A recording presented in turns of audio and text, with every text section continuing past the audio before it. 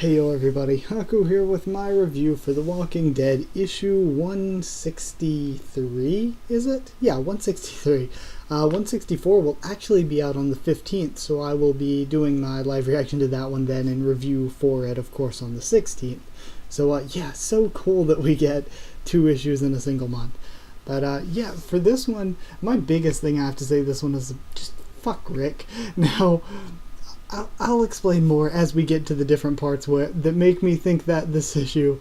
But yeah, just going from the beginning to the end and thoughts on different stuff. The cover so far is really cool looking, but it is just cool looking.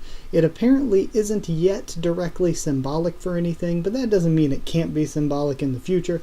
I mean, of course, I said I thought it was going to be symbolic of Rick having to adopt Whisperer methods in order to survive. And I still think they could do that. So I still think this could be maybe symbolic for the start of when shit went bad and they had to adopt those methods. So yeah, I think it can still be symbolic, but as for right now, it just appears that it's a cool drawing.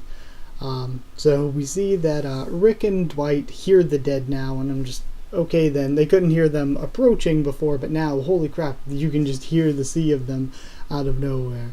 So Andrea and Dwight go to gather the horses and their best riders, and Eugene shows up, and my first fuck you Rick moment is where Rick's like, oh yeah, Dwight must have miscounted. Fucking really, my man. Dwight must have miscounted. That's like me going to a restaurant with 5 other people, and then I tell like one of my friends whatever, knowing that there's going to be 10 of us to show up, I'll be like, yo, go get a table. That person doesn't know that they get a table for 6, of course, because that's how many of us are here. And then when everyone shows up and they're like, yo, there are 10 of us, 4 people don't have seats, and I'm like, man, I guess that dude must have miscounted. Yeah, that'd be the most dick kind of move, and that's Rick here. Dwight must have miscounted. I didn't tell him there'd be thousands or anything, but I guess he miscounted. Okay, fucking saving ass in front of Eugene. This is not the time, Rick. So then Eugene insists on going, of course, even though he just passed out from not sleeping enough. So again, Eugene, I am feeling some danger there for him or for the people under his watch, sort of. So Annie and Siddiq are at the walls, and then next fuck you Rick moment is Siddiq's like, yo, what do we do? And Rick's like, the walls will hold. Okay, that's the next fuck you Rick moment, because, spoiler alert, the walls didn't fucking hold. Okay, so then next, the riders show up, and from what we see of them, we have some faceless people in the back, of course, but we have Dwight, Laura, Heath, Eugene, Michonne, Andrea, Magna, Yumiko, and Jesus among them. So Eugene leads them to go and try to draw some of the horde away, because we know that they are not going to be able to draw all of them away, and they know that as well. We have a nice full page spread of Annie, and then right after that another nice full page spread of Rick. And then we have a funny scene of Negan showing up at the gate like, oh hey, what's going on? What's the noise? And then the trench at least fucks some of the walkers that are coming towards them, but it doesn't completely help them out. But hey, I mean, looking on the bright side, it did crush quite a few of them underfoot of the rest. So then we see the plan of Eugene's group is to take 2 people at a time and have them lead a small group of around 100 of the walkers away from the horde to the ocean, where I guess they're just expecting them to crawl into the water, and that's it. So Michonne and Jesus, of course, volunteer to go first, and they start picking off the walkers that they're leading, and I'm just, that seems a bit unnecessary, because there are thousands. I mean, you're going to have to, like, I don't know, it just seems unnecessary, and above that it seems pretty dangerous and also draining. I mean, they're gonna have to do this a bunch of times.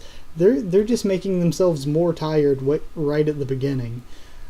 So then we see Rick's group back with Siddiq, Annie, and Paula, and a bunch of random people.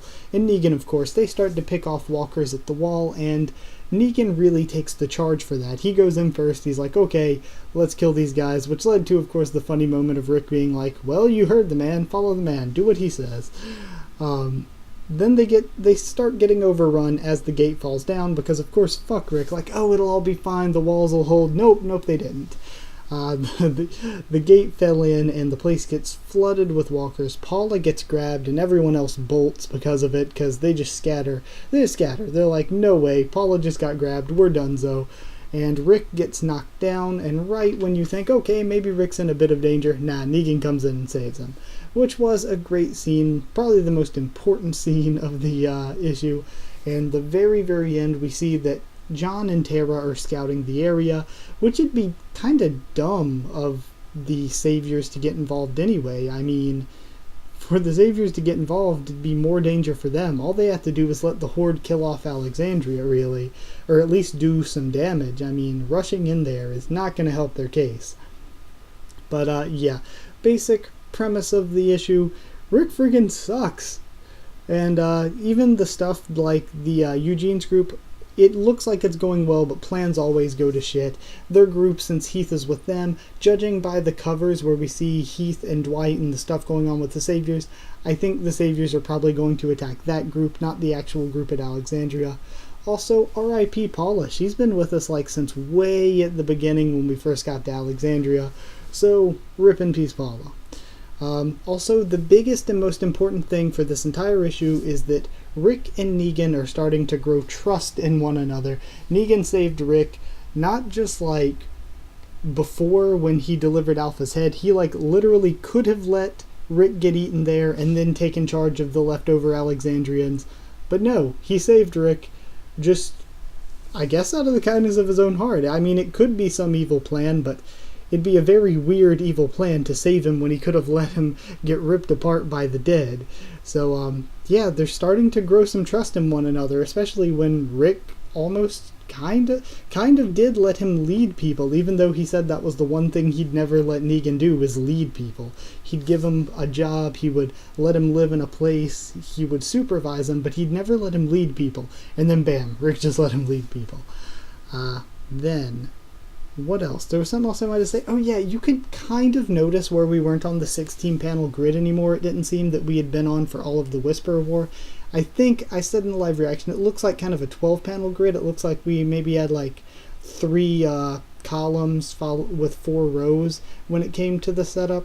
You could definitely tell the panels were bigger, and it did make things seem slower. But we had a lot of really nice, big, detailed panels in there. Like I said, both of the ones, the one with Annie and the Horde coming towards the walls and the one with Rick were both nice. And there was another one that was almost a full-page panel of Michonne jumping off the horse and drawing her sword with Jesus in the background that looked really nice as well. And I believe there were a few more. I think there was even a full-page panel of the walkers that were getting pressed up against the gate, and that explains as well why this chapter was longer than usual, because we had a lot of full-page spreads here. So yeah, that's it. Overall, what would I give this? It was very important to the story, and I think we're moving into a really cool area in the story. I'd give this one 8 walls that were not as strong as Rick thought they were out of 10. 8 out of 10. So that's it for this issues review, and like I said, the next one will be up on the 16th and live reaction on the 15th when it comes out. At least that's how I'm hoping to do it, how I'm planning to do it.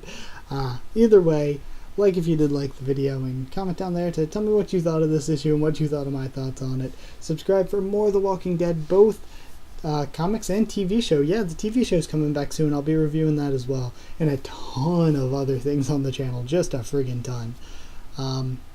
Follow on Twitter if you want as well. I'll try to keep you updated there on stuff for the channel. That's it, so thank you once again for watching, and I'll see you all next time.